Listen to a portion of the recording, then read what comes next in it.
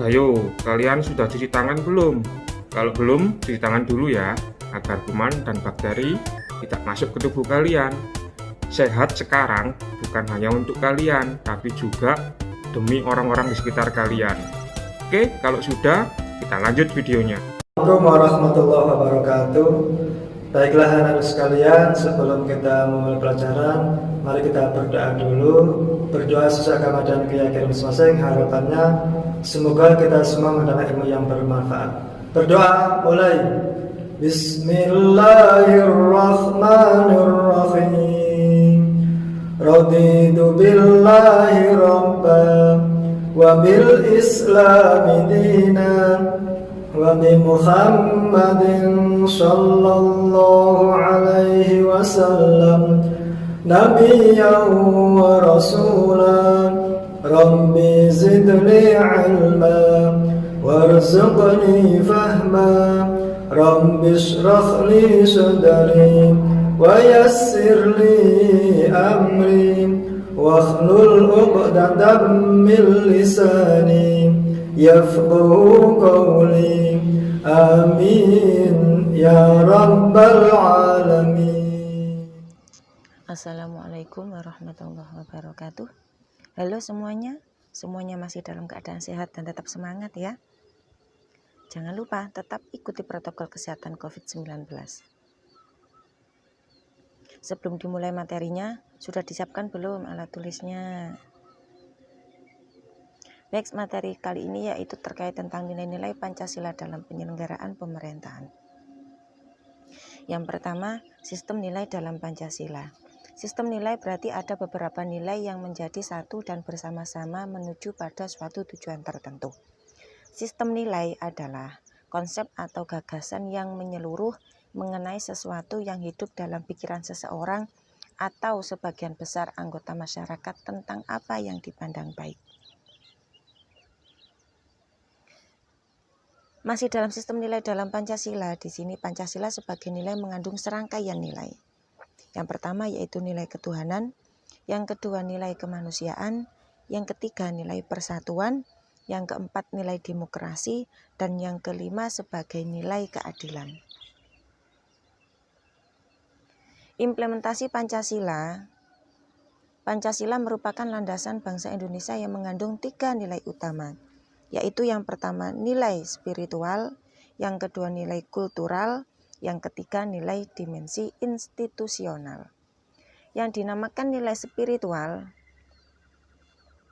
dengan nilai spiritual yaitu mengandung bahwa Pancasila mengandung nilai-nilai keimanan dan ketakwaan kepada Tuhan sebagai landasan keseluruhan nilai dalam falsafah negara. Hal ini termasuk pengakuan bahwa atas kemahakuasaan dan curahan rahmat dari Tuhan Yang Maha Esa atas perjuangan bangsa Indonesia merebut kemerdekaan terwujud. Kemudian dimensi kultural. Dimensi kultural di sini mengandung makna bahwa Pancasila merupakan landasan falsafah negara, pandangan hidup bernegara, dan sebagai dasar negara. Kemudian dimensi institusional mengandung makna bahwa Pancasila harus sebagai landasan utama untuk mencapai cita-cita, tujuan bernegara, dan dalam penyelenggaraan pemerintahan.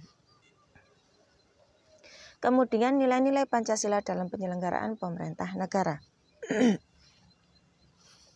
Yang pertama adalah nilai sila ketuhanan yang Maha Esa. Nilai ketuhanan yang Maha Esa di sini yang pertama, pengakuan adanya causa prima, sebab pertama yaitu Tuhan yang Maha Esa.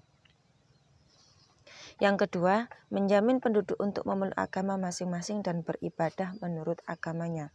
Yang ketiga yang termasuk nilai sila ketuhanan yang Maha Esa yaitu tidak memaksa warga negara untuk beragama, tetapi diwajibkan memeluk agama sesuai hukum yang berlaku. Yang keempat, ateisme dilarang hidup dan berkembang di Indonesia. Yang kelima, yang termasuk nilai sila ketuhanan yang Maha Esa adalah negara memfasilitasi bagi tumbuh kembangnya agama dan iman warga negara dan menjadi mediator ketika terjadi konflik antar agama. Kemudian yang kedua adalah nilai sila kemanusiaan yang adil dan beradab. Yang pertama di sini menempatkan manusia sesuai dengan hakikatnya sebagai makhluk Tuhan karena manusia mempunyai sifat universal. Yang kedua, menjunjung tinggi kemerdekaan sebagai hak segala bangsa. Hal ini juga bersifat universal. Yang ketiga, nilai sila kemanusiaan yang adil dan beradab, yaitu mewujudkan keadilan dan peradaban yang tidak lemah. Yang ketiga yaitu nilai sila persatuan Indonesia. Yang pertama, nasionalisme. Yang kedua, cinta bangsa dan tanah air. Yang ketiga, menggalang persatuan dan kesatuan bangsa. Berikutnya, nilai sila persatuan Indonesia yang keempat adalah menghilangkan penonjolan kekuatan atau kekuasaan, keturunan, dan perbedaan warna kulit. Kemudian yang kelima yang termasuk nilai sila persatuan Indonesia yaitu menumbuhkan rasa senasib dan sepenanggungan.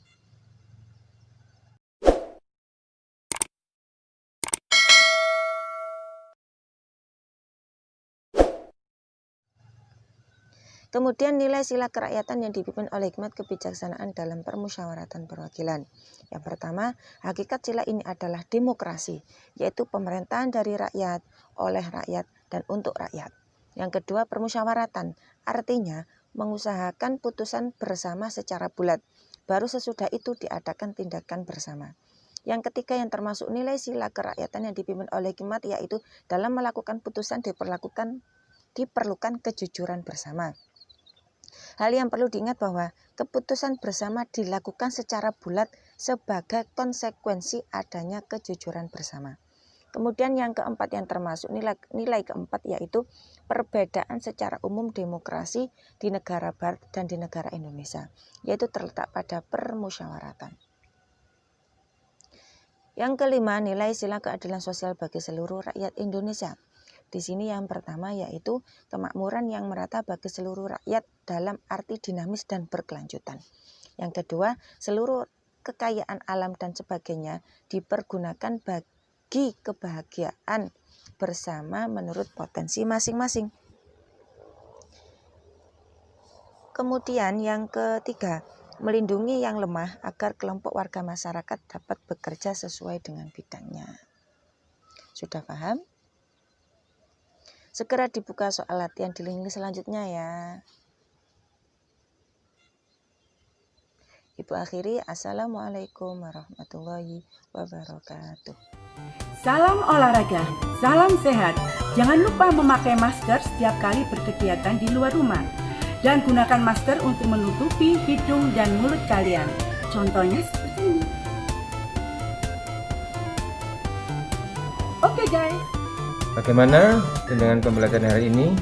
Sukses selalu, tetap semangat, jangan lupa jaga kesehatan, pakai masker, selalu cuci tangan, dan jangan lupa jangan keluyuran kemana-mana, tetap di rumah saja, bantu orang tua. Jangan lupa ibadah.